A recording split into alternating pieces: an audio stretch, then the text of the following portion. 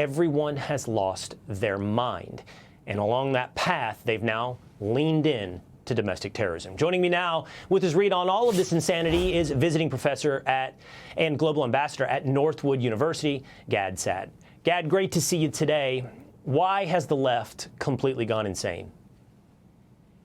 You know, the architecture of the human mind, Will, is such that most people don't seek some objective truth, but rather they've evolved their reasoning to simply win arguments, right? So if Elon Musk was on my team, then he was a great hero. Once he joins the other team, I lose all objectivity, and now he's a Nazi because he's no longer on my team. So, for example, if Donald Trump were tomorrow to announce that he has eradicated cancer, the left would simply say that he is a terrible human being because he's not permitting cancer cells from fully flourishing and reaching their maximal potential. So it's got nothing to do with the truth, everything to do with tribalism.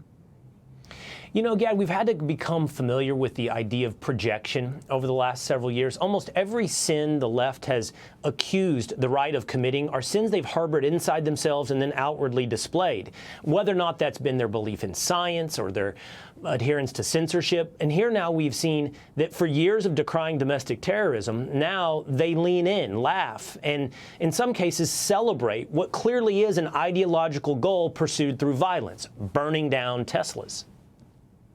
Yeah, it's amazing. I mean, not much of what Freud said in terms of its content was right, but he certainly was right when he talked about Freudian projection. So you're exactly right. Look, I get my colleagues who tell me, how could you be a scientist, Gad, and support the party that doesn't support science, meaning the Republicans? And I say, which party is the one that says men too can menstruate and that men too can bear children?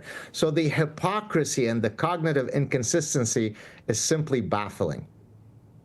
Well, Gad, some of these instances we see here when it comes to Teslas is taking place in your home country of Canada. And since we had you on the program today, and you are a noted Canadian, I wanted to run by one of the great thinkers of America, run by you Joy Reid. Now, I've made a lot of mistakes in the past week, Gad. I've said JFK Jr. when I meant JFK, but I haven't made this kind of stupidity evident on television. This is Joy Reid saying that Canada could actually take down the United States.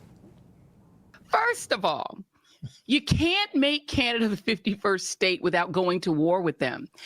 And let me explain how that happened, how that worked out the last time we tried to go to war with Canada.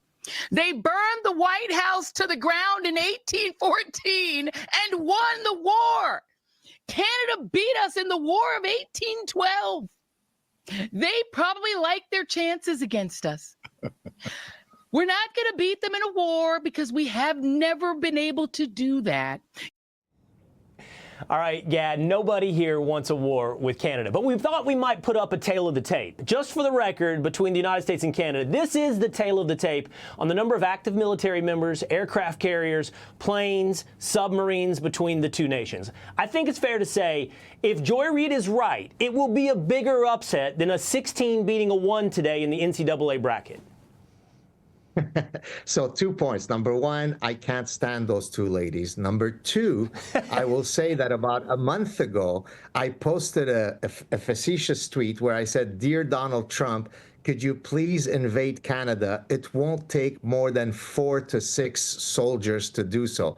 So apparently I have a different opinion about the balance of power between the U.S. and Canadian military. And now watch me get 1,000 hate mails saying that I'm a Canadian treasonous guy, but so be it. Listen, we love you, Canada. We want no war with Canada. This isn't even about you, Canada. This is about somebody that used to have a platform on MSNBC. I'm glad to platform today, Saad. Always good to talk to you. Thank you so much. Thank you, sir. Cheers.